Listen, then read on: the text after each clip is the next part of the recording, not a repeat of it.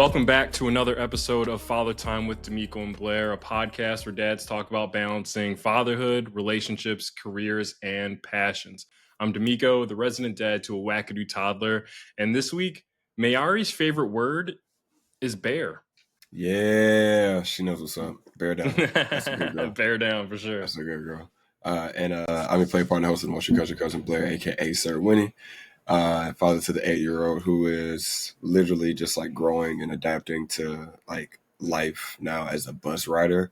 And I think that's like the highlight of her life. She's kind of frustrated that we didn't let her ride the bus beforehand. It is what it is, though. Yeah, can't be mad. Gotta remember those bus rides. The back of the bus was lit, so I ain't mad at her for liking it. I can't be mad at Cuz for wanting to be on the back of the bus. That's what's up.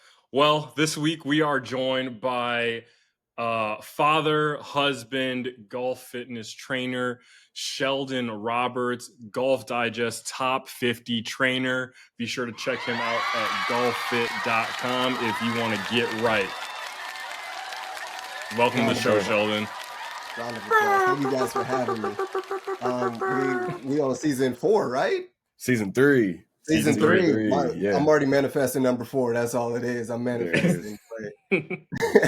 Nah, I know it'll be there, but I know I talked to De'Meco when you went to start it up. So happy to be on now. Happy to be part of season 3. You guys had some amazing conversations with people here. So love seeing all the dads and everything you guys doing about connecting fathers and telling the stories of fatherhood, honestly. Yeah, man. Yours is up next. So that's it. There we go. Yeah, we just added another chapter to the book. Absolutely. We usually start off every podcast episode, as you know, and as you have let De'Meco know you're prepared for, with our top 5 fictional fathers. So, Sheldon, floor is yours. Who are your top 5 fictional fathers? All right, hit me. So, top 5. I tried to go a little outside the box too, but I'm going to go my number 1. The rest of them are not in order, but my number 1, I think, isn't talked about enough. We got Bill Cosby. Outside of what he did in his personal life, outside of that, let's take the artist away from the art. That I think that show just dictated everything for like fatherhood thereafter. Obviously, you got Uncle Phil. That's going to be my number 2, but Bill Cosby set the tone for everything. You had the black man struggle, but this one was like, yo, we got a prominent family teaching kids how to be good on their own, and that set the stage for everything else. So my number 1 is Bill Cosby Show. Number 2, no particular order, we got to throw Uncle Phil up there. Rest in peace. Number 3, another rest in peace. He just passed away. Mufasa, James Earl Jones. I mean, I've seen every single Lion King. I've been to Lion King play 5 times. So every time we come out here, I'm a big Lion King fan in all of Disney and everything too. So my next one is going to be Marlin from Finding Nemo, simply because with that one's a lot of trauma that he's trying to deal with, from losing his family or losing his kid, actually losing his whole family, honestly. Losing the whole family in the beginning, getting back his kid, and then he finally finds him, and then he's struggling with trying to let him go again. So that is the true definition of fatherhood, I guess you can say. Like, everything isn't peaches and cream, I guess you can call it, and this is man trying to navigate life and have his son grow as well too. And then for me, number 5, my OLI looking in is gonna be Bluey. It's Bandit, but Bluey. But my actual number 5, I'm gonna put Gomez Addams up there. I grew up a little bit on the Addams family, so this is an outside the box one, because this man, I think, was like the ultimate family man. Outside of his family, always trying to kill each other. The weirdest thing, loved his wife unconditionally. Like, and that family looked so disorganized, but when you look at it, that family was so organized, even them trying to kill each other and all that. Like, he kept that family intact, absolutely loved his wife, absolutely loved his kids, did whatever he had to do to keep them safe. And that's honestly one I aspire to be. Like, for him, I'm not the super affectionate type, but if I could ever do that, my wife would tell you as well. Like, she loves touching. I'm like, yo, if we just together, that's good enough for me. so that man is always all over his wife and everything. So like, if I could take a pinch of Gomez Addams, my wife would absolutely love it. But I think that's another layer of the fatherhood as well. Like, absolutely unconditional love for your partner, whether you're married or not. Unconditional love for them, and absolutely for your kids as well. So that's my top 5. Yeah, For sure. I love that. That's actually a crazy list. And you want to know something? I don't know if De'Meco, if you were going to say this or not, but I want to bring it up. The similarities in their list, besides the very last one, um, is insane. If you guys at home listening or people watching right now, if you haven't seen by the name, his brother was last week's guest. So, so the list, Are they the same? They're so close. They're Yeah, the so top close, three. Your bro. top three are very close, if not the same. If Yeah, not the So same. we grew the up top pretty three are much the the same same. thing. Like, Yeah, you guys are. I think it's the same. It's just like probably jump it up a little bit. yeah, It's just your last two are off the wall, like yeah, out of left field when it comes to your brother's list. yeah. But that was phenomenal. I was like, as you were talking, I was like, please don't give us the same ones your brother did. Like that would suck. Hey Just man, like my big that's us brother. growing up in the same household and essentially doing the same things. Like I followed in his footsteps. Like growing up, you think that's a bad thing, but over time you realize, yo, man, this man helped me because he was an extension of my father. So he was like a father growing up to me as well. So like that just becomes an extension. We watch Cosby Show together. I love Fresh Prince. We watch that together. So pretty much we somewhat the same. And then me learning fatherhood was seeing him with my nephew and then with his daughter. So it gave me the path to help me be a better father, I guess you can say. Oh, how that was something we kind of touched on. So, De'Meco, you got first question, bro. So I'll look to you. Let's rock it. So I actually want to get into the. I just want to thank you for. That's a great list. Obviously, I love the Mufasa Bandit. That's like my daughter's watching Bluey right now. You see it That in the was back my like son, this. Yeah, like that's just what we're doing right now. But I really liked the last pick. I like Gomez Adams, especially because you touch on it because it's not something that you're used to doing, showing that affection. Like you're not that, like you kind of said, you're not a touchy person like that.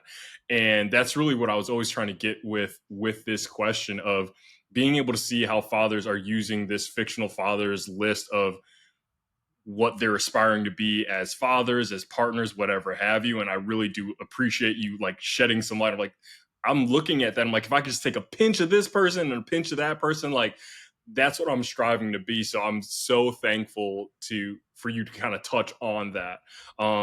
That's huge. And then also going into what you just said, talking about your older brother and looking at him as an example as being a dad. Obviously, you've got your own father to take inspiration from. How are you looking towards your older brother as inspiration to you being a father to your young boys?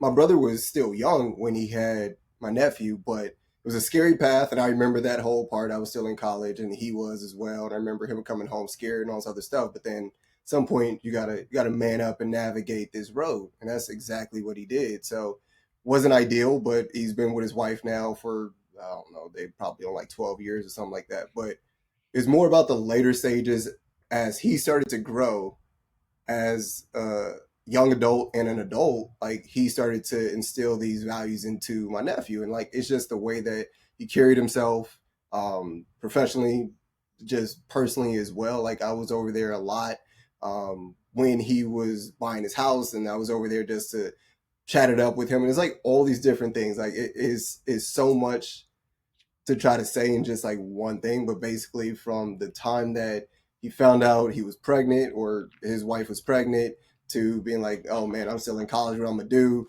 Seeing my mom, honestly, she wasn't happy about it, but she was like, yo, you're gonna have to do this, telling my dad. And my dad was like, yo, you're gonna have to man up and do it. And then seeing him, all right, we're gonna have to do this together.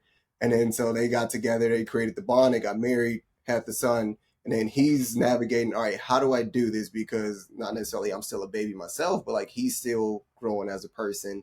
And then he gets to a stage where like, all right, I'm stable. I got a good career. I knew what I want to do. Like he switched a couple jobs, but he did whatever he had to do, was in a good space. This is exactly what I want to do. So now he's stable, and to see like the actual growth of like, all right, I'm in a stable place.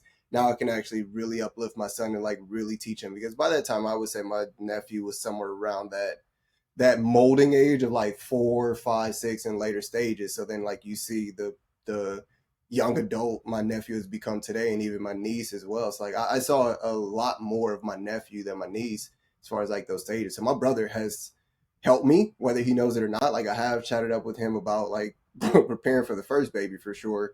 But also just like imitation is the best form of flattery. So like I try to imitate exactly what he did, like being there for my kids. And know once my son gets older, I want to do exactly like what my brother did. Whatever sports he plays, let him have fun. If he gets really good, then you become a little more involved in it. So it's like all those things. Like my brother's done a lot without him ever really telling me to do anything. More of just like him doing great things, and obviously my dad as well. My dad was always there for us. Like there was a good example for that as well. So both of those guys set a good stage and like a good place for me to start. And then now it's my turn, honestly, to navigate, figure out what's right, what's wrong. And I'll tell you this, for all the parents out there, I was not really scared. Like we were preparing for our first kids. Like we knew we wanted to have one, and then like we were like actively trying, and it just wasn't happening. And I was like, all right, it'll happen at some point. And my wife started to get a little discouraged. And it was the month after she stopped carrying. There he goes, pregnant. There you go. From that stage, That I was sounds like, oh man, now it's real. So I bought some baby books. I'm gonna tell you this: those baby books don't prepare you really for what's happening, man. That's the one thing I want to tell everybody. Like, it's a great stage, but those baby books did not really. Baby books ain't shit. Nothing, man. That's so funny. They tell you how they think a baby is supposed to be. Man, they don't tell you how babies are because Yes.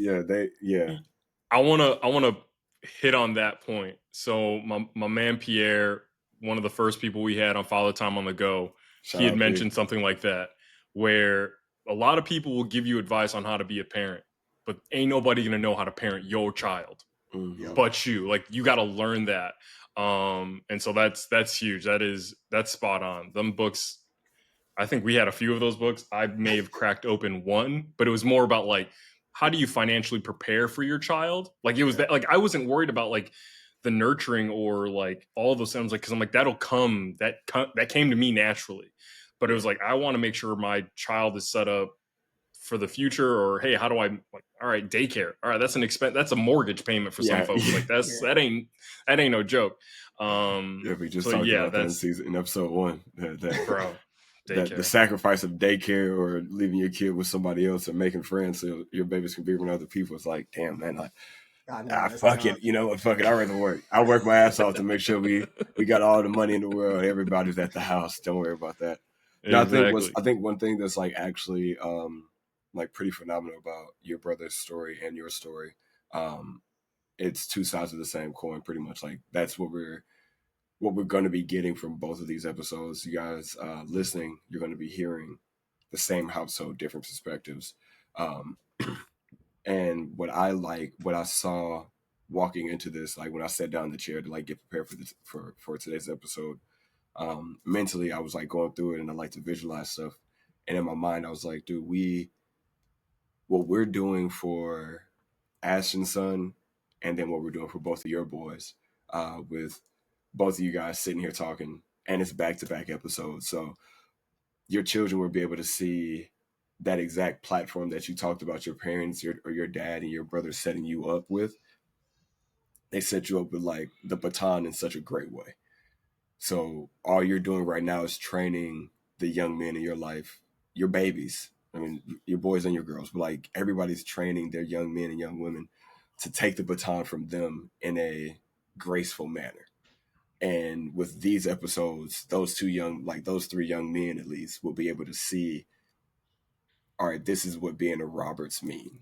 Like, this is what it means to be a Roberts. Like, and I have to live up to this standard because ... the rest of your story. So I would like to say thank you for allowing us to be like a small piece, a small chapter in your story, with you being such a new father. And congratulations on having a baby just with the end of the month, beginning of the month. 2 weeks old, 29. Yeah, 2 weeks. 2 weeks. So that's wild. So yeah, so like 2 under 2 is tough. Like if not both of us, if I can't speak for both of us, I'll definitely speak for myself. I truly appreciate you allowing us to be a part of your story. So there we go. We got the first baby scream this season, at least. We got. That's my baby. That's my baby. I was like, I know that. I know that. I'm not gonna lie. I thought that was my son. No, I was like, I know that scream. Screams. I legit. It was like, all right, yeah, it's just one ear out the other. I know that scream. That's my little MJ. What's going on, Mom? We've got a later bedtime now. we got a later bedtime now, Ooh, so we gonna get some background noise. Yeah, love it. she tearing up right now. She tearing it up. Love it. Love it. But no, that's so like I'm Blair. You hit right on it. Like two sides of the same coin. Like Sheldon, like your dad, you experienced him differently than your brother did. Yeah. Completely different person.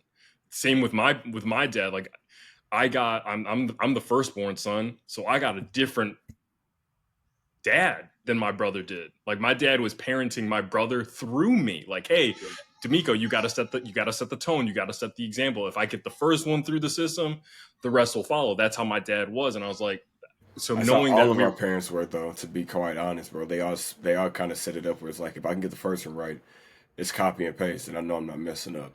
But you never know Crazy what's is right or what's so wrong until it's fully developed. So and that goes back to the point that we were talking about, is like no one can tell you how to parent your kid but you. Like you have to parent your child, and that's not your children as one collective. That is, who is Sheldon, who is Blair, who is Ashton, who is De'Meco. These are different people. Like you just can't parent us all the same.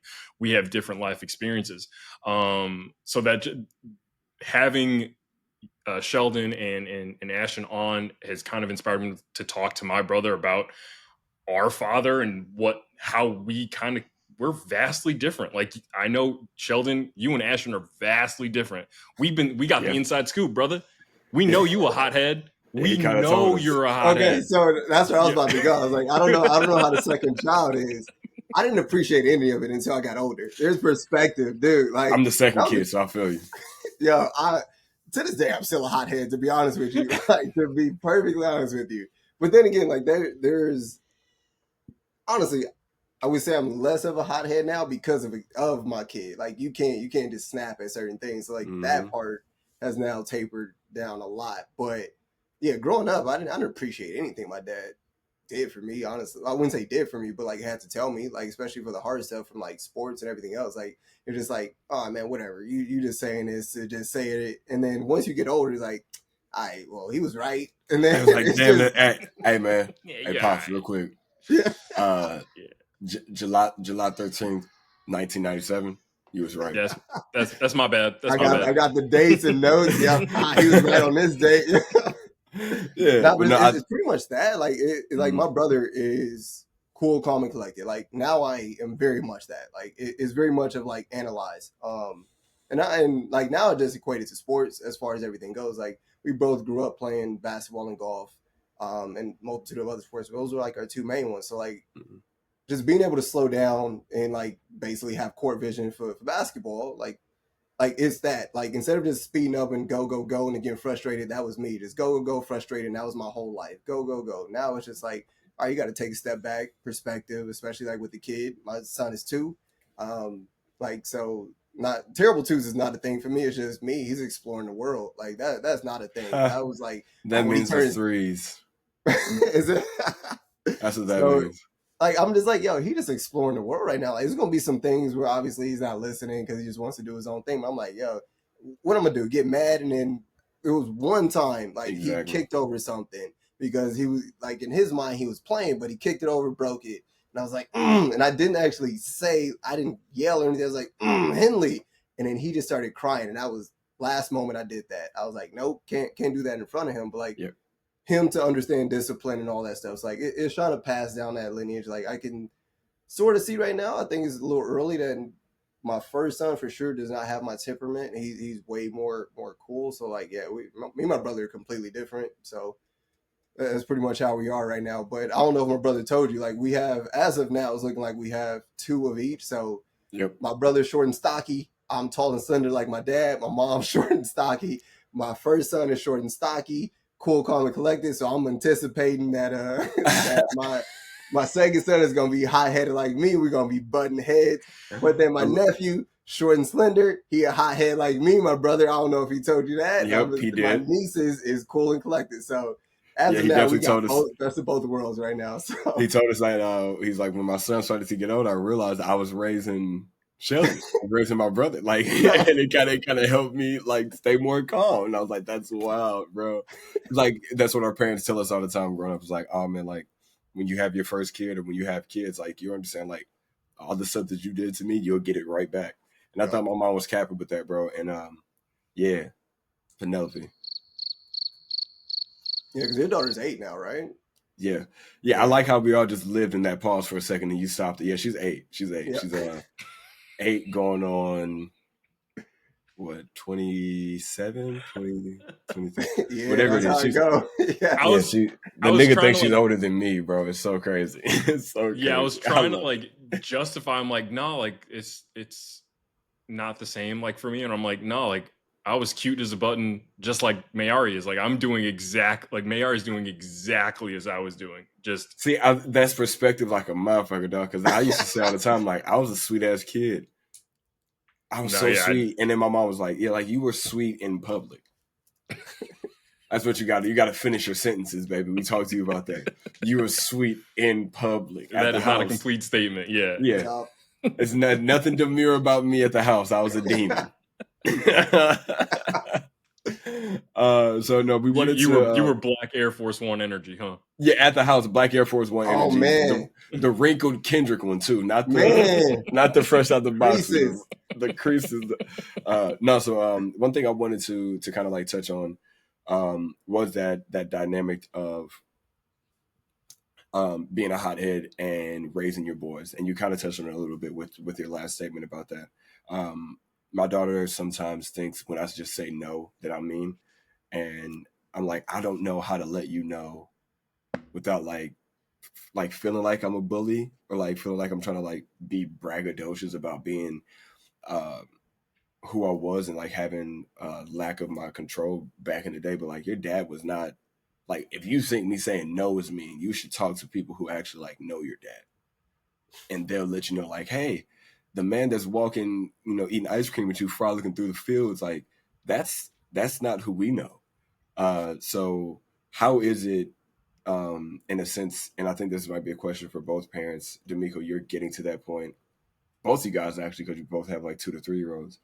How do you feel like taming the dragon inside of yourself sometimes is a benefit to, I guess, like the mental stability of the growth of your children?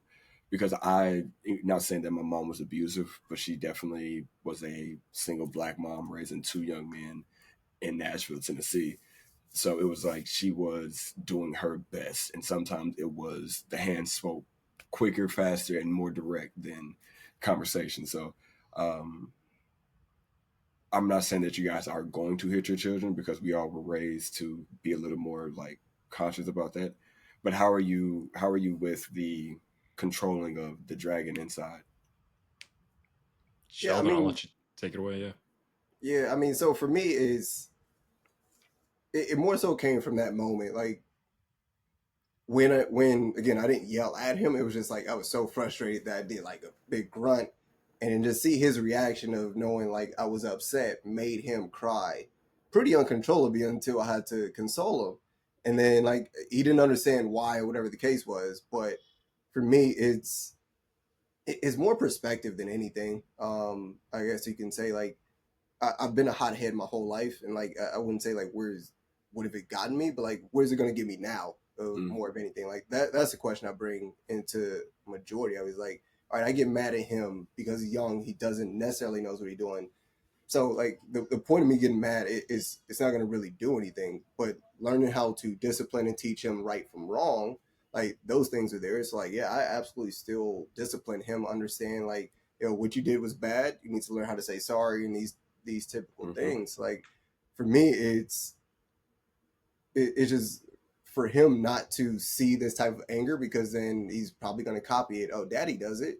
It's good for me to do it. So like it's just understanding where I am, who I'm with, and then just like hopefully that stays with him. If he becomes a hothead when he gets older, then it's just navigating those waters of like, all right, look, I'm not trying to be mean to you. I'm just trying to let you know, look, I've been here, done that. And then to be perfectly honest with you, like again, since I was that kid that did not listen and didn't understand until I get older, I am honestly 100% expecting it. Like when they get older, like somewhere around that 8-year-old age, whatever. It's like you get to a stage where you think like, oh, I know everything, but you don't. And it's like, I've kind of been there, done that. Like I've seen this, I've done this as an adult. But then those kids, like they have to experience things for themselves, and that's where the perception and everything else comes along. But all you can do is like let them know, like, hey, this is right from wrong. This is what I experienced. This is what I think you should do. This is what I'm going to make you do from there, or whatever the case is, and then hopefully they listen. If not, then I'm still there to discipline and still just like try to keep them on a straight path. So for me, it's just all perspective, and then trying to teach him what I went through. Yeah, for sure. That's the battle is not being not I would say not hitting to hit, but disciplining. I always tell myself like it's kind of what you talked about too, bros. I have a little girl. Like me getting angry and raising my voice at Penelope right now, like what is that going to do for her? Like it does nothing for me. So we got that. That's check one. What does it do for her? Scare, fear. And then if it becomes something that I just do all the time, it's something that she expects. And I'd be damned if another boy raises his voice at my daughter, like, or girl. Like, hey, I'm a full screen myself. Train your children. Come training mine. I'm training mine, so train yours. But yeah, so it's like, again, I'm not Billy Badass, but I had a bad attitude. Second born kid. My little sister was the baby, the only girl in the house. My big brother was the firstborn of the entire family. So I legit was the middle child trying to do everything to get attention. So I got more belt because I was doing more negative things. So you and me both. So again, I'm not saying my mom, she whooped me for a reason. Like she was like, hey nigga, I've told you 13 times when we go to the Kroger, stop touching shit. I'm just going to whoop you before we get into Kroger so then you know not to touch shit. Your ass going to be too busy crying. That cry where you got to catch your breath. Every single person in my family. My brother has barely been touched. Me, I've been whooped by. Yeah, I've been whooped by church folk. Yep. You hear me? Darlene, we didn't have to whoop Blair at Bible study, and I'm going to tell you why. Don't worry about it. Don't you worry about it. Now we gotta corroborate this story. We gotta ask Ashton if he feels like he got a lot of whoopings. Like I gotta ask this question because my brother is under the impression that he got more than I did. Because like I said, my dad wanted to set the tone, so like he set the bar high with me. In my head, it's like you didn't set the bar as high for my brother. So like I'm on the flip side of that. I don't want to be the devil's advocate in that, De'Meco, because like you got dad at a time where like he didn't know what he was doing, right? Your little brother got your dad at a time where he still didn't know what he was doing. What are you talking about? Okay, but he didn't know what he was doing, but also he had the and I'm only speaking from a man who was separated from his kid for a while and got back. You have that sense of regret, that sense of if I could do this right? If I had a chance to do it all over again, I would do it right. I'm not saying I can't wait to have my brother on. I cannot wait to have my brother on the show because if you'll be like, oh yeah, I was wrong. I made the wrong statement there. Okay, cool. I'll stop then. Yeah, I'm interested to know like what your brother think at this point too. I'm just like from a separate perspective, it could be like, your dad might have whooped him a little more because he was trying to overcompensate for the lack of having De'Meco in his life for that entire and your dad and your brother were with each other. I mean, for the long haul. Again, I'm done. Not to take away from Sheldon's spotlight, but yeah, like I felt it the other way. My dad was making up for the fact that he wasn't around for the first, like, because I lived with my mom from age 0 to 12, and then I moved in with my dad. So my dad was making up for that time like I say on me because he was whipping my ass, but like I wasn't like a bad kid, but like it was. He felt like everything you were doing was wrong. Yeah, so he had to over. He was trying to make up for his lost time. So that's. Yeah. So that's a story for a different time. That's a story for a different time. I was like, damn, my bad, brother. My bad. Nah, Yeah, no, my brother will 100% tell you. Like he barely got whooped. Like he got whooped a couple times, but nah, for sure it was me. Like I would say throughout the whole family, I was that kid that just like I still am to this day. I'm gonna push boundaries. I'm gonna see what I yep, can get away with. Like now, like on a professional level, I'm trying to push boundaries. See, like, all right, where's the edge? And then that was me as a kid too, and I still do the same thing. So I guess it prepared me for life, but as a kid, it for just got sure. me in trouble, got me whooped a lot.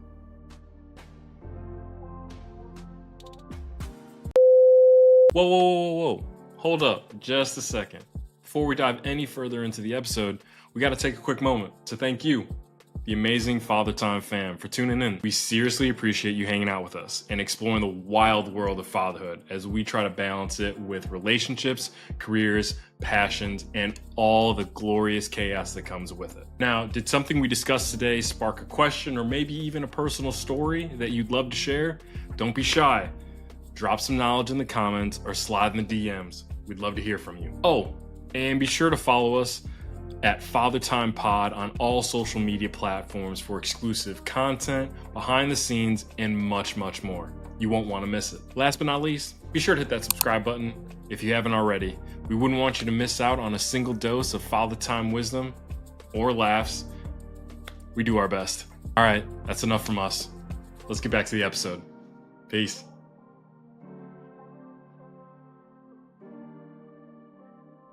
Speaking of pushing boundaries in your professional life, kind of give us a quick insight on how you got into this. In a very proud Black family moment, all you guys are in a space that we're not supposed to be in, and you're training. People seek you out, you, your brother, and your father, to get better at the game that we're not supposed to be in. So, dope shit. But how do you push boundaries in getting your clients to reach that next level? I mean, so I would say it probably started from like when I first started. So full story, how I got into it, like I was never one, I was never a school kid either. Ended up finishing school, went out to East Side in San Bernardino, California, whatever. But then my brother always knew what he wanted to do. I'm just out here trying to navigate life. What can I do to make some money, make my mom not be mad at me, and all this other stuff. That was me. How can I hustle to make her not cry at night? Yep, pretty much. It's like, yo, what is he doing? And I'm like, yeah, I'm leaving. And then she's like, where you going? I don't I don't know. know. And yep, I ended up in San Bernardino. And that's what happened. And then I come back. But basically I went out there and I explored the whole corporate life, and I'm like, yeah, this sucked. Like, what can I do? I don't feel like doing this. But then my brother always knew what he wanted to do. So my brother, from the time that he was in high school, like, this is what he wanted to do, train. He knew he wanted to train. So then he was working at a facility. I would always come back from San Bernardino to go with him, and he was like, yo, man, just get your certification. I'll teach you. So then that's what happened. I was like, all right, let's see what happens. So he taught me a little bit to start from there, and then I did like the general fitness, and then I was like, I want to specialize in something. I don't enjoy this right now, so I want to do something I actually enjoy, and that's what I'm actually going to stick with. And then it became that I found a company that I was at in the golf space, and I had quit golf because, again, hothead, I didn't enjoy playing the game of golf anymore. Perspective, again, now I love playing the golf because I don't care. Like, I'm good at it, like, and I've always been good. But before, it was like, you never even practice. You do all these other different sports. Like, people were more impressed that we were out there and we were good, but I always felt like I should be better. And then again, I didn't even practice enough and all this stuff, but whatever. So now perspective, I love the game, enjoy the game, and all that other stuff. But so eventually ended up getting into the golf industry. And then from there, I basically had to prove myself. Like, I remember when I first started training, I was like, oh, I'm already good at the game of golf, even though I haven't played. But the first question people would ask me legitimately was, oh, do you play golf? I'm like, okay, maybe they're just asking because I'm a trainer. But then I look around, nobody else is being asked because nobody else is my color, like, legitimately. And it doesn't mean that necessarily that they're racist. It's just like this whole stigma on, like, and this was like before the pandemic too. So before the pandemic, golf became a thing. It was like, I'm a black guy, dark skinned guy in the industry. So, oh, you play or you just train? Oh no, I play. And I was always super modest about it. I was like, oh yeah, I'm pretty good. And it wasn't until people saw me swing, they're like, oh, you're actually good.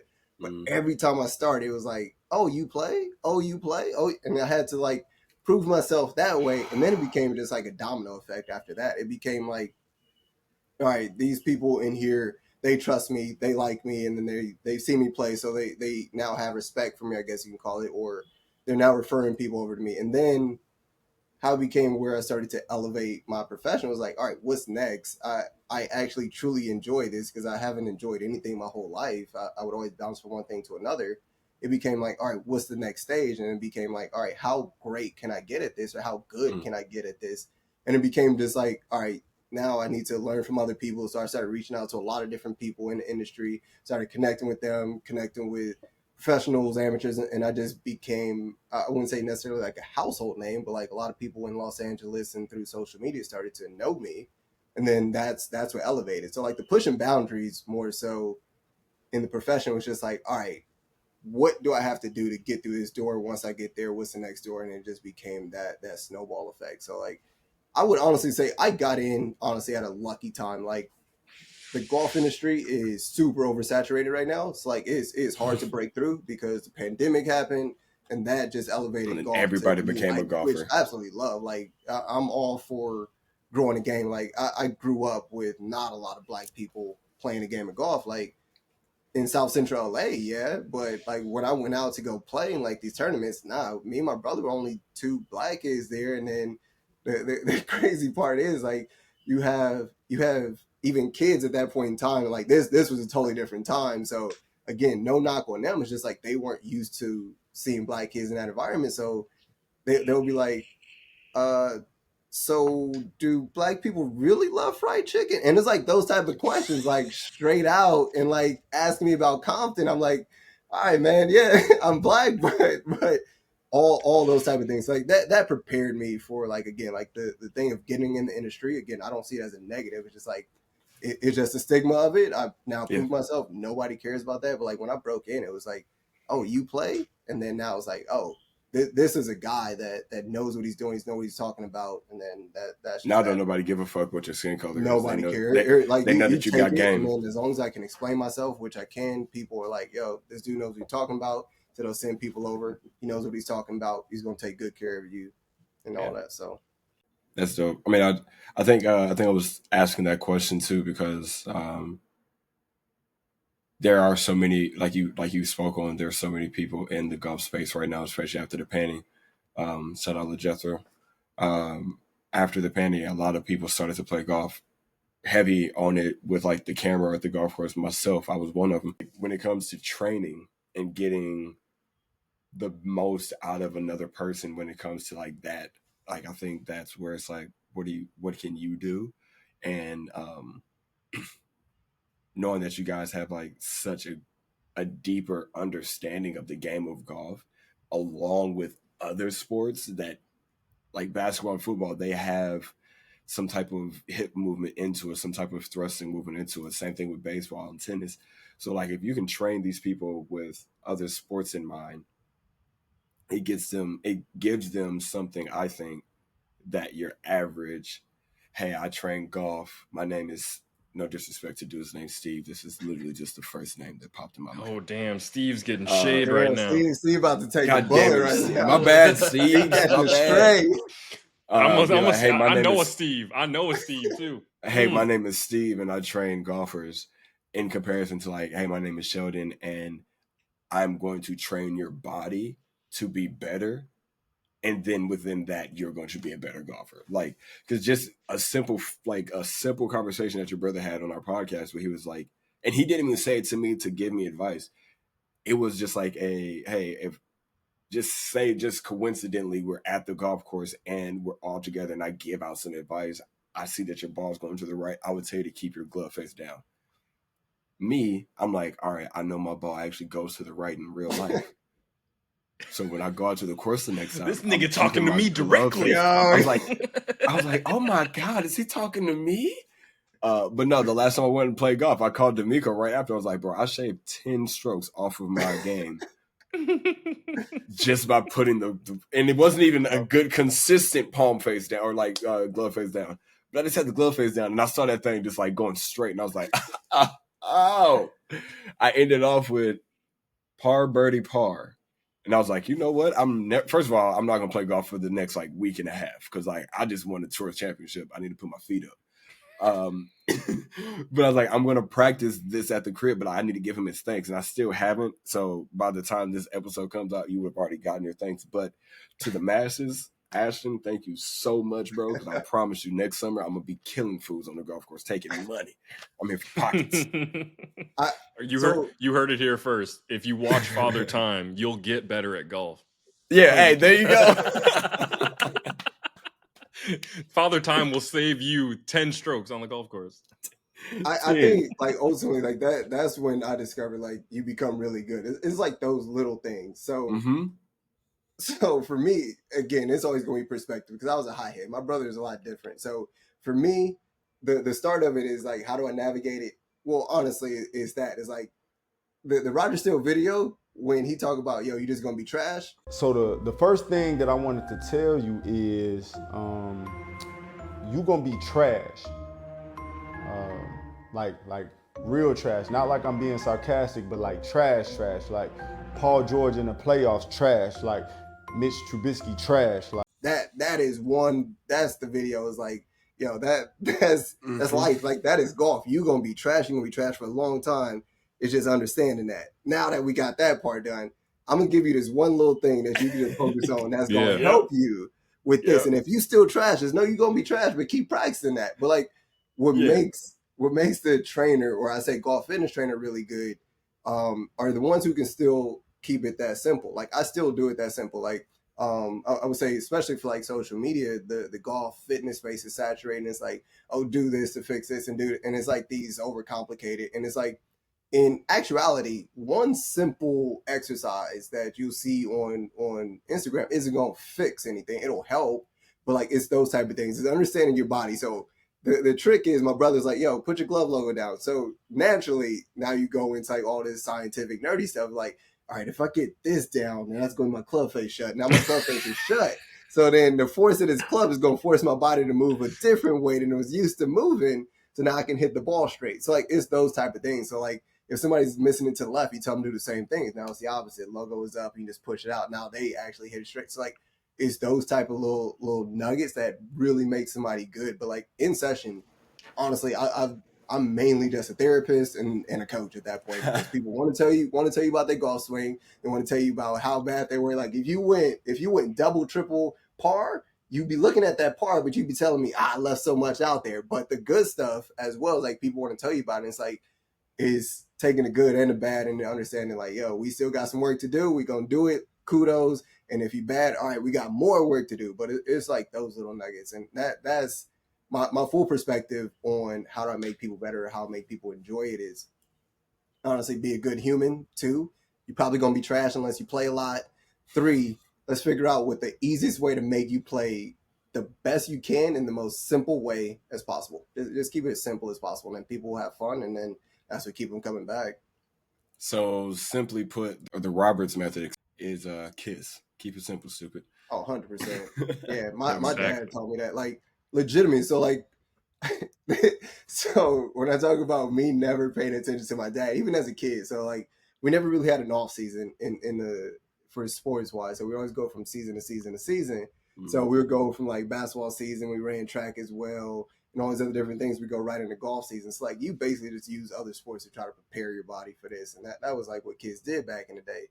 And so my dad was like, oh, you got to do this, you got to do this. And it was always the same thing every time I got back into golf.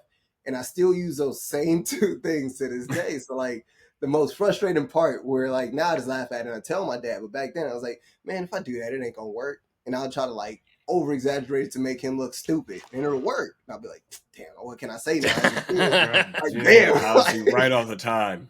Yeah, so like, and I would see him teach that, and people were like, adults were like, oh man, your dad is amazing. Dad, I was like, yeah, okay, you good. But then like as I got older, so like, first of all, the slurping is crazy. All right, he's a grown man who has a wife. All right, I remember when that man spilled spaghetti in 2003 at.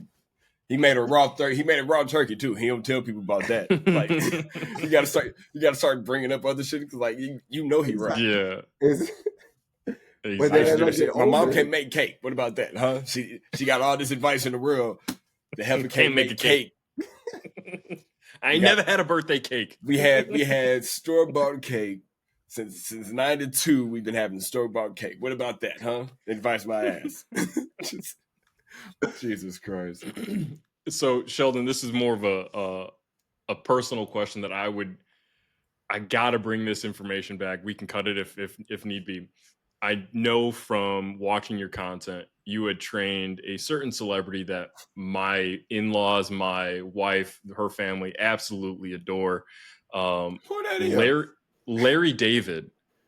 Larry Oh, David from Curb Your my. Enthusiasm. Now, Shut up. Now you shut up.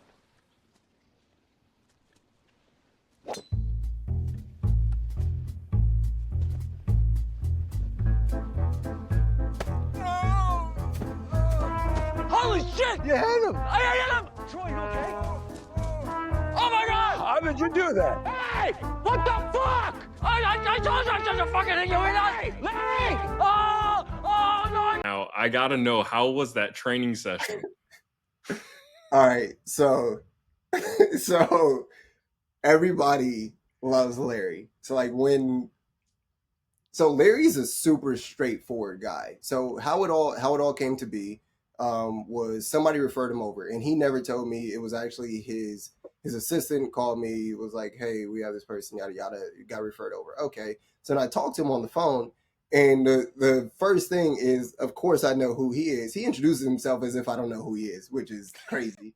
And so, which is celebrity 101 for like, you know who this is. yes, like I'm like, oh, what it okay, is. yeah, nice to meet you, Larry, or whatever. So then he tells me about his whole thing, whatever. I knew his coach because his coach worked with my dad, and I've known his coach for however many years since I was a kid, whatever. So then I first meet him. When I tell you Larry is straightforward, when I realize this dude is straightforward, he goes, "All right, I have a coach," because I'm telling him it's like we have a protocol from the place I was at where like you take him through like the swing simulators and I walk him to gym. Like you give him a tour, even though you know, all right, he's gonna be with me. So the first thing I'm like, "Do you want any water?" "No." "Okay, let's take a tour through here." And I go like, "All right, so these are simulators." I already told you I have a coach. I don't have any interest in seeing it. It's like, all right, well, let's just go. And at that point, like, because I had been in the industry for a while, so I learned how to work different personalities. If they talk, let them talk. If they short, all right, we're going to be short, just get straight to the point. So I realized he was a straight to the point guy. But then when he gets in there, he's like, after the first session, he started to trust me. But I guess it was more so because he had heard my name or whatever. So he started to trust me. I will just let everybody know, the same exact person that you saw through Seinfeld, through all the characters, and on Curb is Larry David. To a T. Yes.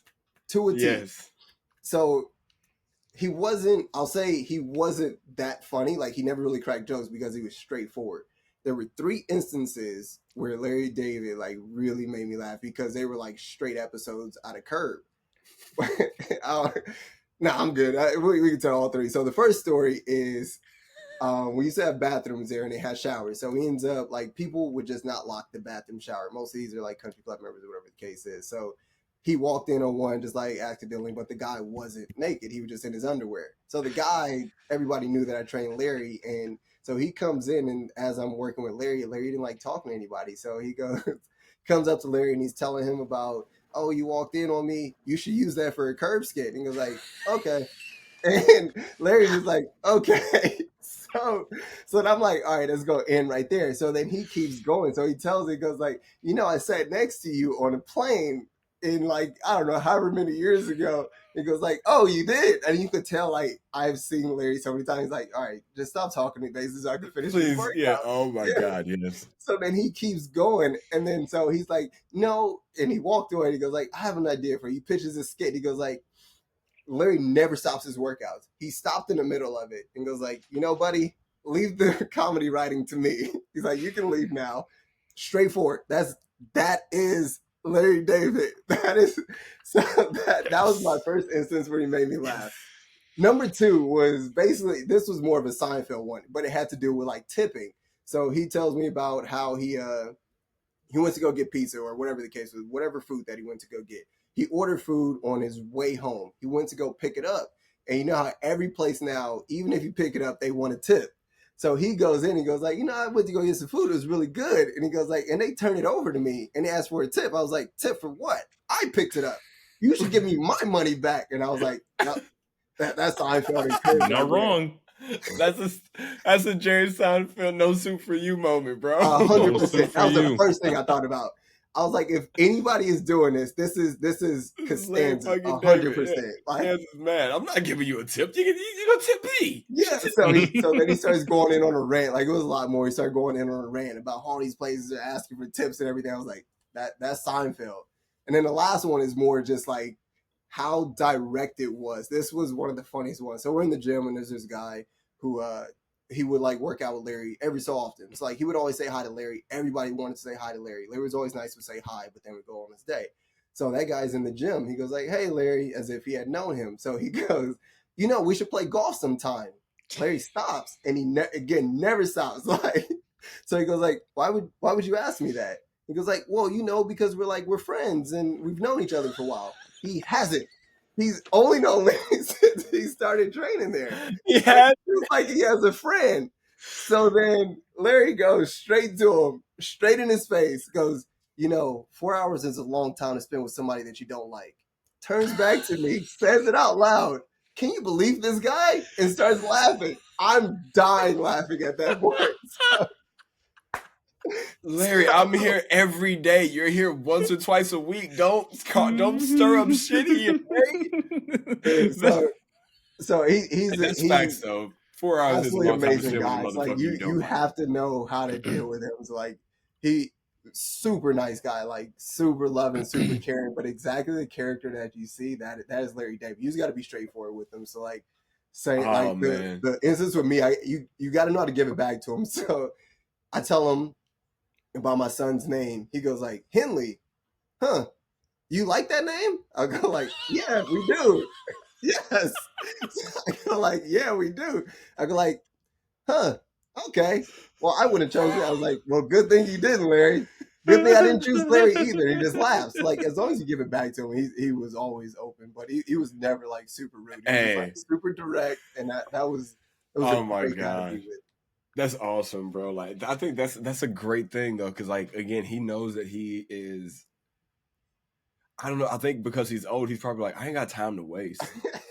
Pretty much. Like he's playing a character, but the character is him. So like it's like, is Samuel Jackson actually playing the character, or is Samuel Jackson just himself in every fucking movie? Exactly. 100%. The reason I ask is, my wife's family loves Seinfeld, loves Curb. My father-in-law, shout out him, Alan. He is the doppelganger of Larry David. Like if he gave me consent, I would show a picture of him. He looks like Larry David if Larry David played football at Big Ten Indiana University. Like my father-in-law is like 6'3", 6'4", like just built like a tight end. Like that's exactly how he looks, but has the dry, like old curmudgeon humor of Larry David. And it's just I had to ask that question. I had to. Yo, so shout out to father-in-law for being Larry David, bro. Facts. Yeah, shout out to you. I always recommend a Halloween costume where he'll be Larry David and I'll be Leon, but I think that's too on the nose for him. What kind of chocolate milk are you? Oh, he's got to embrace it. Fucking yoo-hoo. He just got to embrace it at that point. He said, yeah, white people are just different types of warm cereal. That was my favorite scene of that damn TV show. We used to get really, really stoned and watch that show, Larry. So if you ever check this out, we used to get very high and watch Curb Your Enthusiasm. It was awesome. Don't worry, we won't directly ask you to be on the podcast. No, me talking to you directly. I haven't talked to my daughter this season directly, Larry. Look at me, Larry. I ain't talked to that kid yet. I'm talking to you because I love you, Larry.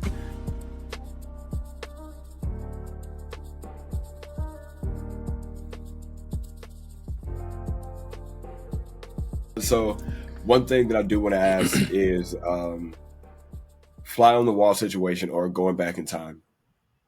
If you could go into the future or if you can go to the past, which one would you do? And who would you talk to? That's just like the first step of this question. If you were to go to the future, would you talk to your boys? Would you talk to yourself? And if you were to go to the past, would you talk to your pops? Would you talk to yourself? Like, which one would that be? Because I kind of want to get this question right before I ask it. I Build I your would own talk to question myself, today here. honestly, because people say no regrets. Like I honestly don't have any regrets because it has shaped me to be who I am. But at the same time, like I think doing things differently would have changed the course of my life a little bit for the better. So I Yeah. would 100% go back, talk to myself. I Okay. don't know if myself would have So you listened. kind of got the premise of the question already. Then. Yeah. You have 30 seconds as like a holographic glimpse in this person's life. You're talking to 11-year-old you. You know who you were when you were 11 or 12. You got 30 seconds to tell him that everything, like, without telling him everything, you can tell him something. What do you tell yourself at 11? I would say probably two things. One, be patient. Like understand the moment and where you're at in that moment. I guess you can say again, like I played a lot of sports, but like golf was the one that shaped me the most. Like understand what you are doing, and this was a time where there weren't many. So like understand the value that you have right there. And then number two, honestly, is listen to your parents a little bit more. But that's it seems so cliche, but like honestly, Pops was like right. yeah, it's like 11-year-old Sheldon's like, man, get this fool out of here. He don't know nothing. He gonna tell But- you that. Hey, Dad, why this dude come back here talking like you, huh? but it is one of those like because again like I didn't realize until I got older that what they were saying were to lead me down a better path of like what they felt, and not necessarily of saying like do this, but more so of like just analyze situations, which I have to do now of analyzing for me, which is like go instead of actually being patient, understanding a lot of different things. So it was more so about being patient, have more understanding of all circumstances in my life, and that would have helped me navigate a little bit better, I guess you can say, as far as like I think I had a rough start of just like bouncing around trying to figure things out, which is normal now. But seeing, I go back to my brother, seeing the path that he was on, he knew what he wanted to do, and then he went there. It's like that those are my two things that I would say to myself. Got it. Okay. De'Meco, would you like to answer that? Like, would you, if you were to go back in time and talk to young De'Meco, what would you say to yourself? I don't know. Honestly, I don't know what I would say to myself. Because kind of like what Sheldon was saying is like, I wouldn't change too much because I like the chair I'm sitting in right now because I'm sitting next to y'all. Sure. Like, I mean, obviously, you can't like give him advice or like tell him what's going to happen like, next.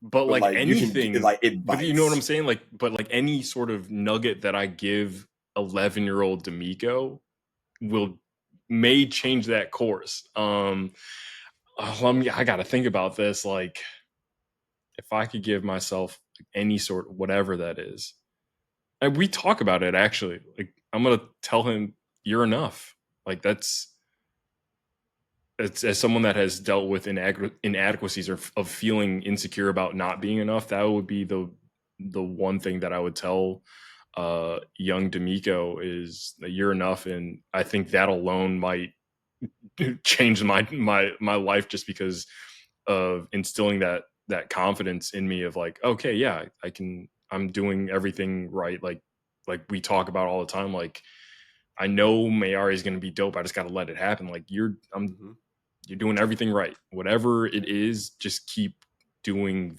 that thing.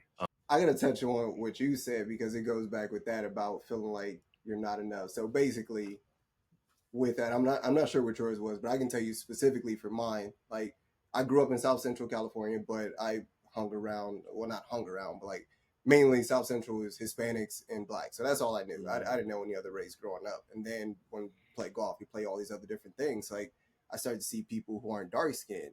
But then even the schools that I went to, like back then, like I don't consider that bullying back then. It was just like kids were always teasing. Nobody was like super harmful. But like I used to feel so uncomfortable being dark skinned. Like they used to call it four eyes because I still wear glasses. I'm blind. Now everybody think glasses are cool, but I still don't wear glasses. I still don't think it's cool.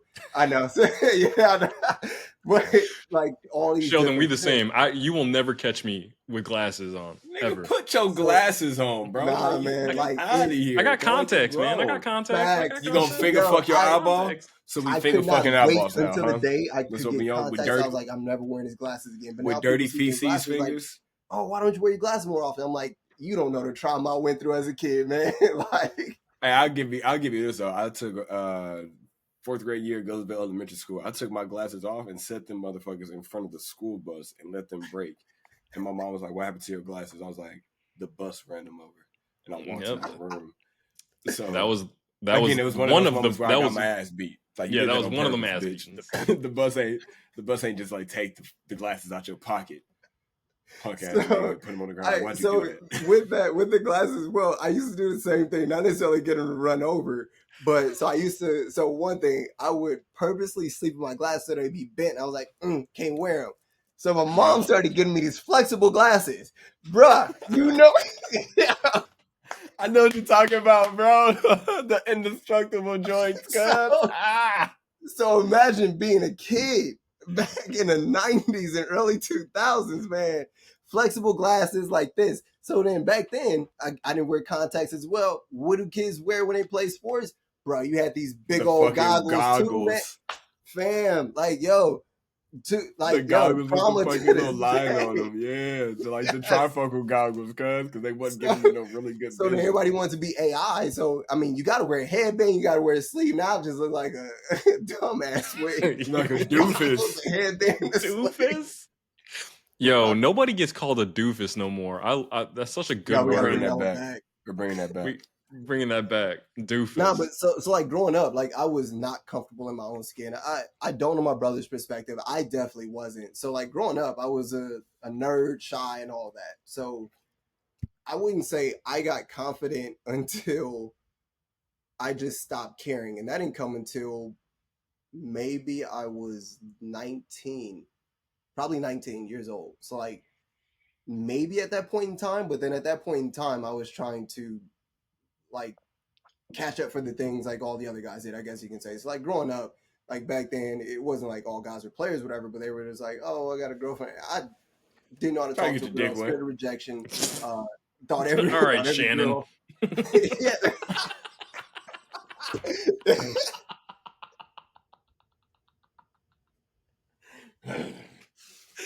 Yo, that is perfect timing. That is.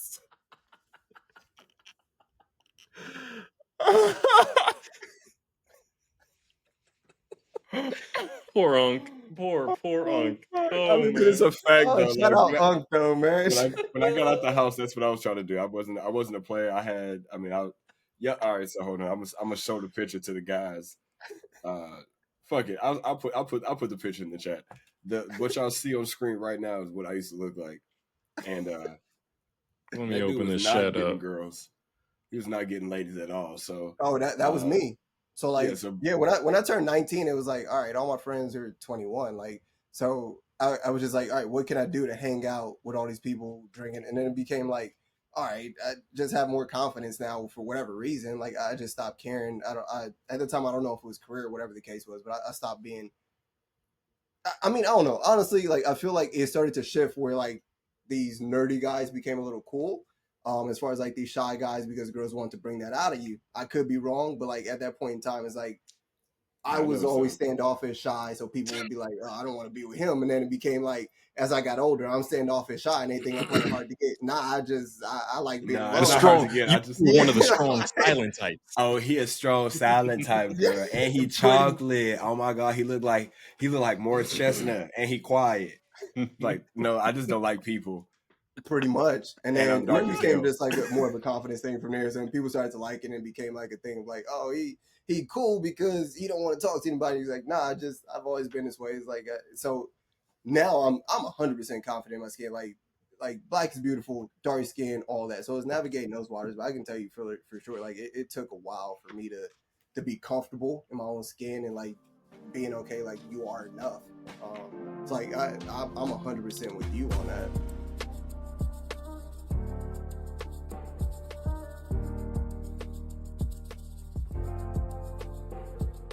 Knowing that your sons will down the road see this episode in whatever metaverse goggle wearing headset that they have, what if you had whatever time on the clock, what's one thing you would one message that you would leave your sons?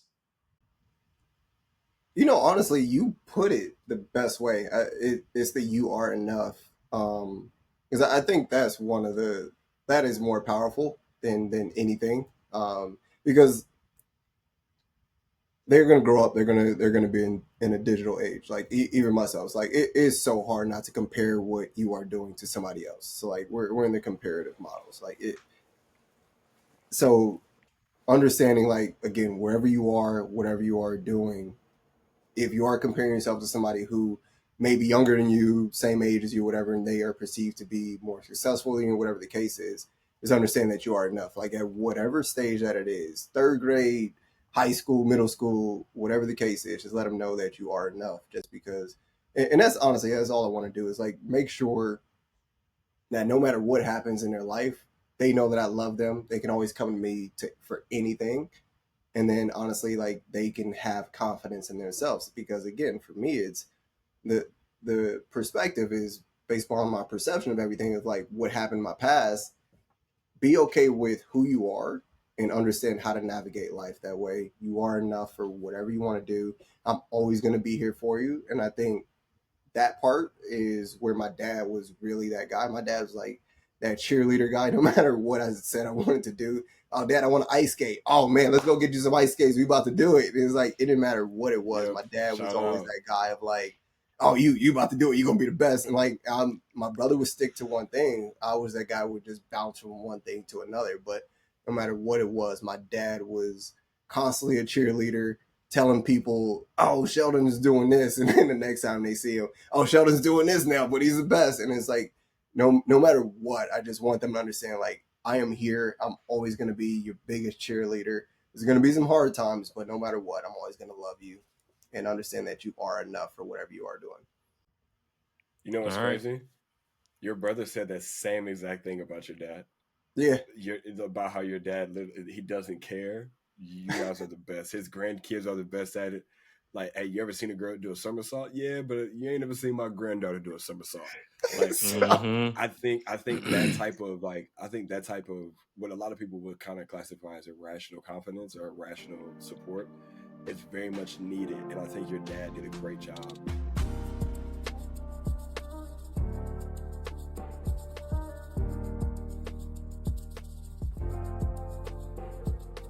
We always ask everybody, at least in the past weeks, ask them who we should have in the chair for Father Time. But this season, we're kind of transitioning that question to who can you help get in the chair for some much needed Father Time? So who would that person be in your Rolodex of human beings that you know that you can get in the chair for some much needed Father Time? I would say the one who fathered me. I mean, you got my brother on, you got me on. Let's just make the trifecta at this point. So you can see every single side now. You can see my brother's perspective, my perspective, and you can see the guy who actually did it. So you can see both sides of the coin and the guy who flipped the coin. We can actually see which one was right. Oh man. All right, yeah. So Mr. Keith Roberts, aka the Swim Doctor, we about to ring your bell. If your boys don't before we do, we coming for you. So I yeah. got you. Appreciate it. Like he could be episode 1 of season 4 because there has to be some type of correlation that was like wired down, because the way your brother talked about your dad and the way that you talk about your dad is so streamlined that we talked about it before, where it's two sides of the same coin. Like this is just the same fucking coin. This is the same coin. Like you guys, and this isn't a knock to like Mama Roberts, like. Without Mama Roberts, without the maternal side of any of our lives, there is no father time without Mama. So that's just always there. But the way that these young men have spoken about their mom, or excuse me, about their father, has to a person who didn't have a dad, it kind of gives you that like, what the like, is that what you're supposed to do? Why did he do it that way? What the hell is going on? And like Amon-Ra St. Brown, his dad is the same way. His dad and your dad, like, I look at the interviews of both of those men and I'm like, those guys kind of grew up together somehow, because the way that they're overly feeding into their children in a successful way, in a challenging way, in a way that lets your children see that there's more. Like, your dad probably let you guys know that there was more to you than what you put out. Yeah. Because in South Central, in, you know, like where you guys were at, especially like, you know, Nashville, Chicago, like any neighborhood where it's like Black plight or Black struggle, the three things that you can do to make sure you're successful: we're going to hoop, dribble ball, run it, we're going to sing, rap or dance, or we're going to sell something. Like, one of those three is going to get us out the hood. And I'm pretty sure that people saw you and your brother after that Tiger stage, and everybody probably tried to hit you with oh, you guys could be the next Tiger Woods. And your dad was more at the crib like, y'all niggas can just be the next. You could just be the first Sheldon. Yep. You can be better than Tiger.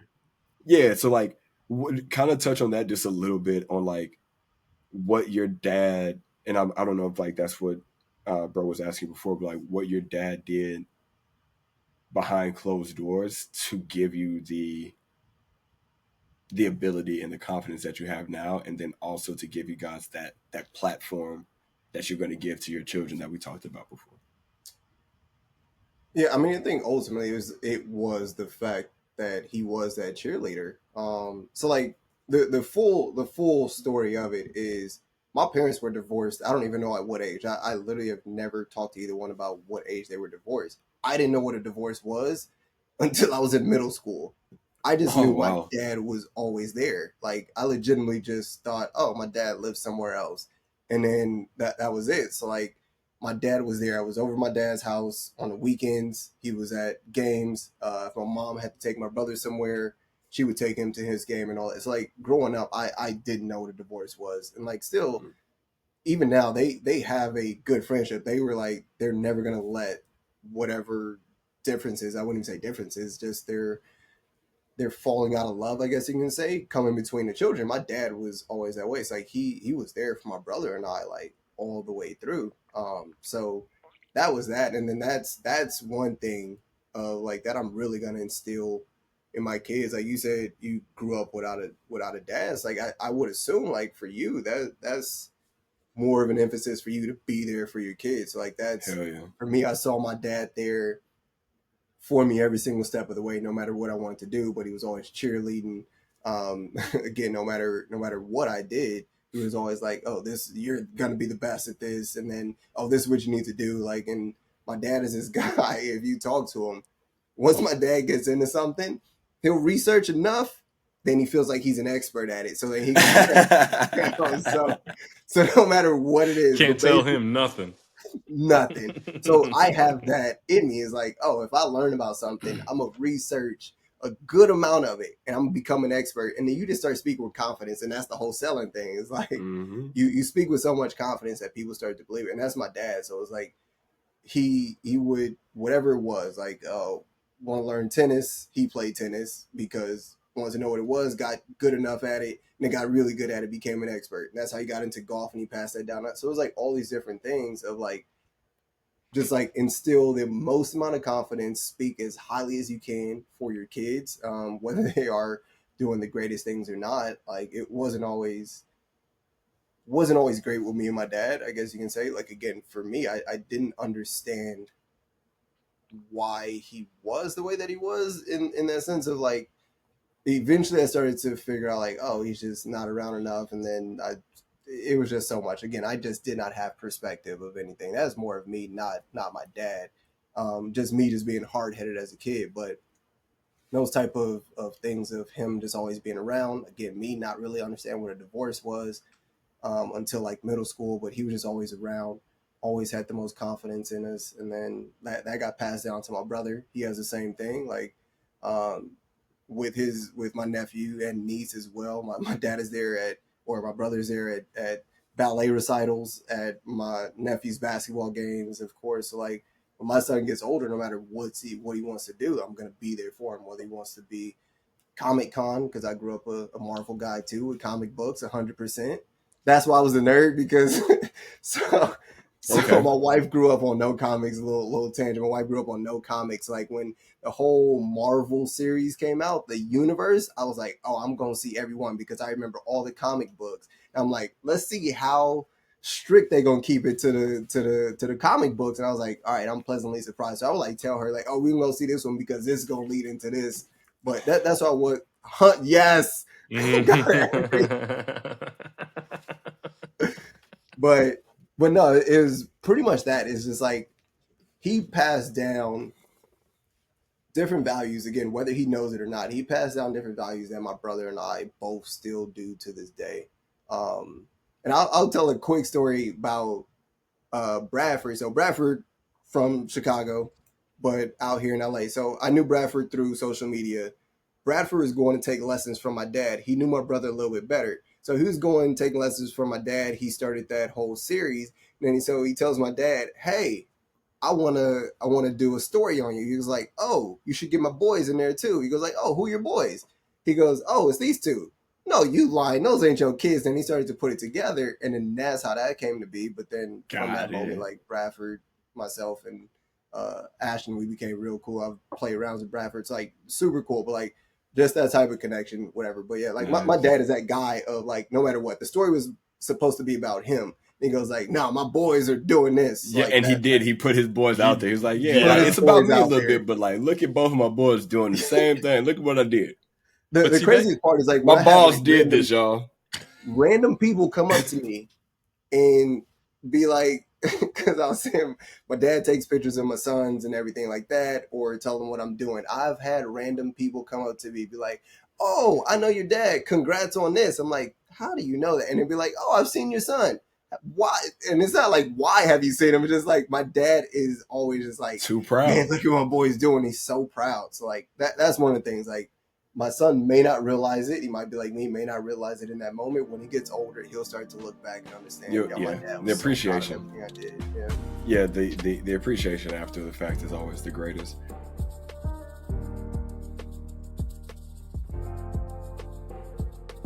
All right, so Sheldon, we usually have a Mount Rushmore question. This might be brought to you by Wink one day or Broccoli, so be on the lookout for that.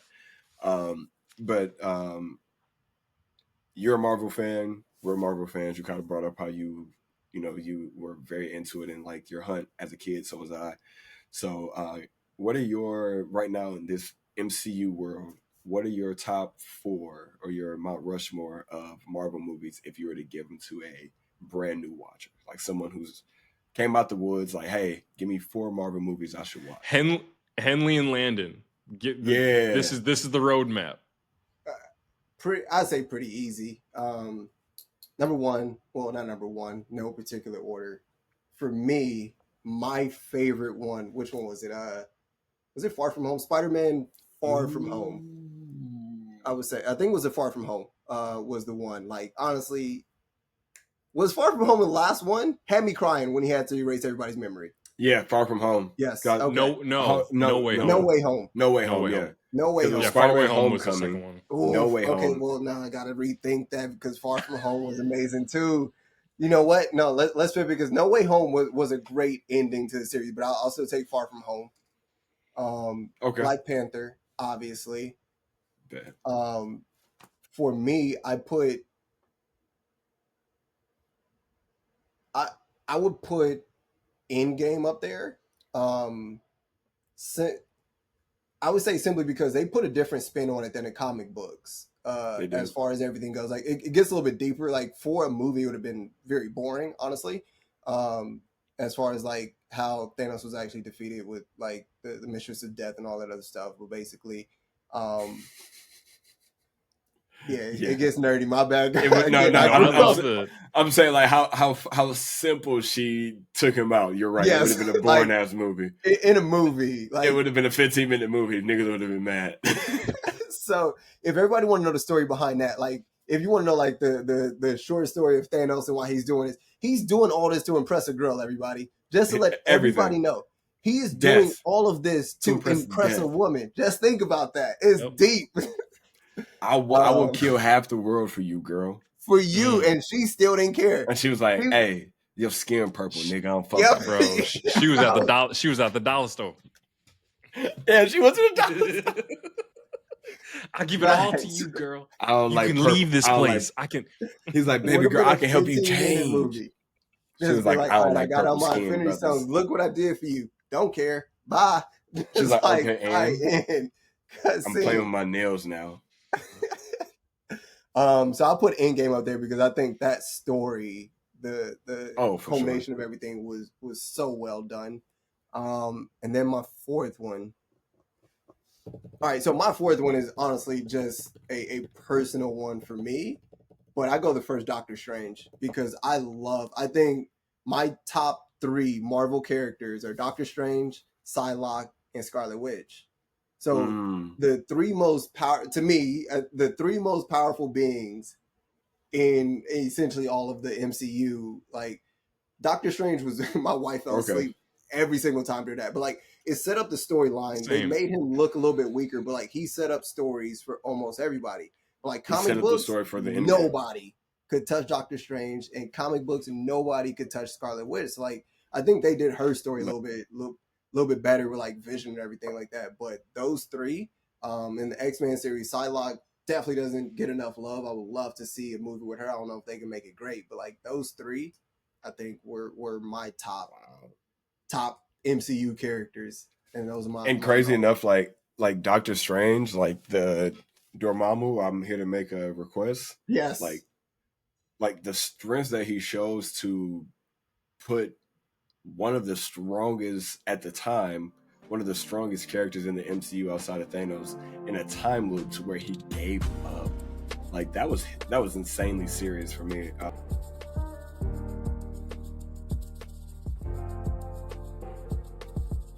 Sheldon, if you could give one piece of advice to a day one dad, just cut the umbilical cord, bringing home the baby. What's that one piece of advice that you would give that day one dad? Oh, that for me is easy now.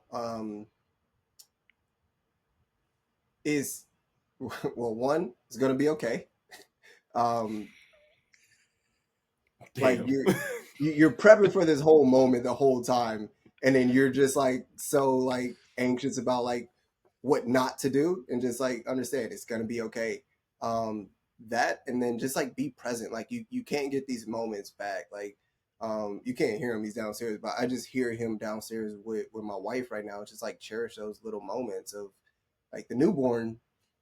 I wouldn't tell dads that the first 6 months they're worthless, but like it's basically like he doesn't really need me. Like he wants honestly. Mom way more than me. I can feed him the bottle, but he doesn't really know. But like they eventually get to a stage of like now my son is 2, he wants to be around dad, he wants to play. So cherishing all these moments. Like I'll get home and obviously I might just want to relax, sit down, long day, might be frustrated, whatever those the day might have for me, positive or negative. I can't bring that home because he's a fresh face. So once he sees me, he's always excited, like, oh, daddy. So then now I'm cherishing every single moment as much as I can of like, even if I don't feel like, hey, let's go to a park, go to the park.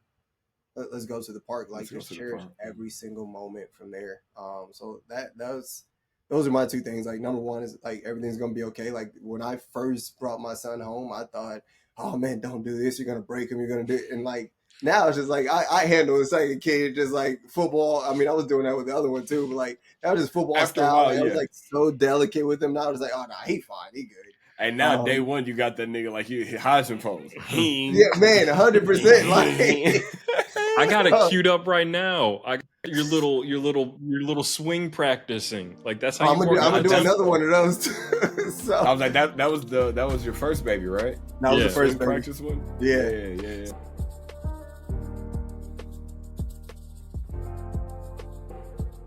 So you actually, with that response, I'm curious because this is for you as well, Blair. Describe that feeling of that first skin to skin hold with your child. I mean, from the first son, it was.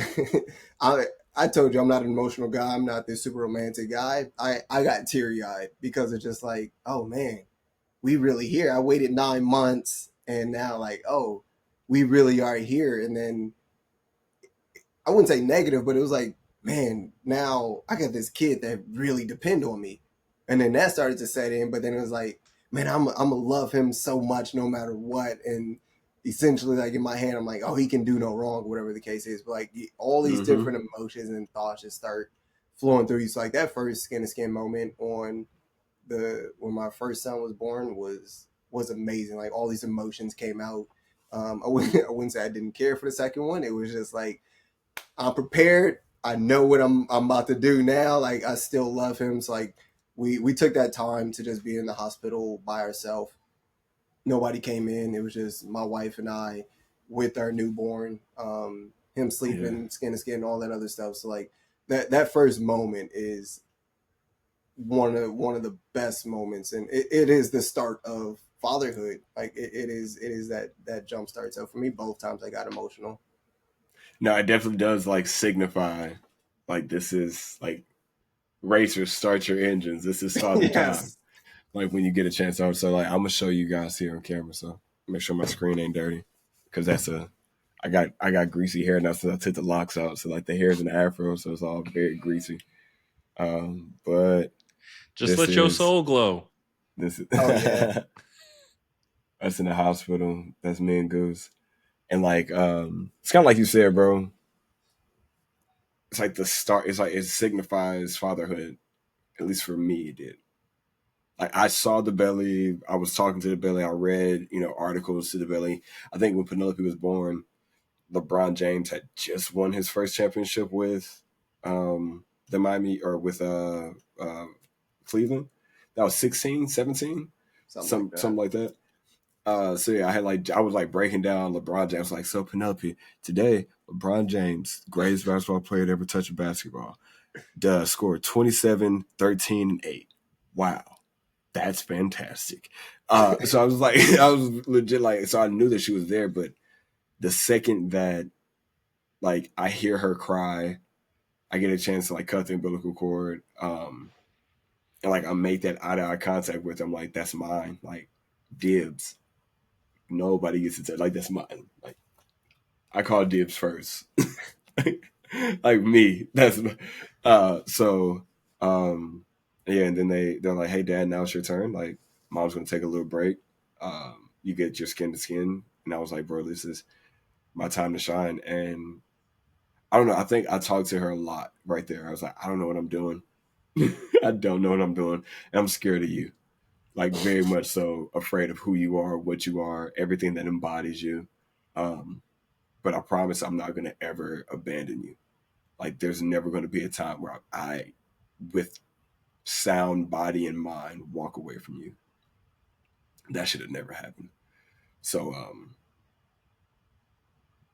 sidebar, when I was separated from my kid, that's when I was at my worst, anger wise, consumption of substances wise, drinking, all the worst was when I was separated from my kids. So, unfortunately, Penelope is a fan already of our show. So, baby girl, you'll be able to see this and hear this at whatever time you want to chop it up. Like we can chop it up. Like, there's nothing here. There's no skeletons there. Like all the stories are on wax, and if not on wax, somebody's got a video of your daddy doing dumb shit. so yeah, it's all there. But no, that first time having cuz on my chest, bro, it opened my eyes to know that there's more to life than just like getting high and like fucking off. You know what I'm saying? Yeah, that's how it was for me. It was, I mean, like you were saying, Blair, like 9 months leading up, we trained for this. This is what we were doing. Like we were preparing for this moment of like talking to our child through mama's belly, all that stuff. But in that moment, it's real, like it's tangible. And for me, it was, oh, this is what I'm protecting. Like that's like, I always knew I'm like, oh, I'm going to do everything for my kid. Anything and anything I can do, I'm going to do. But then in that moment, I was like, oh, I'm going to protect you to the end of the earth. Like there's nothing that will stop me from wanting to protect you from anything. any harm that's going to come your way. And then I got somewhat like scared is that oh fuck yeah, you can't know, cap, nigga, you got scared. No, but like it was more of you don't know what the world has in store for your child, and it was more of scared of there's going to be some things I'm not going to be able to protect you from, and I got scared for that for that reason of that, like that first heartbreak, whatever it may be, like whatever it is, getting cut from the team or something, like you're gonna hurt. But like you were saying, Blair, like what you were saying though, Blair, is I'm going to be there for you. Even in that, I'm going to be there for you. So Mayari, when you see this, yo Papa's here. Yep. And MJ, same thing. So like when you do get that little first heartbreak, your dad's gonna show you a scene from a movie, classic movie in the Black neighborhood called Bad Boys 2. I am Mike Lowry. Yeah. I'm Mike Lowry. And it could be a little boyfriend, a little girlfriend. I don't care. I do not Who care. that is at the door? Reggie. I heard the motherfucker say your name was Reggie. You at least 30. You here to take my niece out. No, so guys, and Sheldon, legit guys, we could be talking to bro for forever. You guys are tired of hearing me say that because I'm tired of myself saying it, but it is a fact. We could sit here and talk to Sheldon for forever, but as you heard him say earlier, he has a 2-week-old, and I know that his wife is probably looking at her phone like, what the fuck can they be talking about? No, we cleared it. All right, cool. So,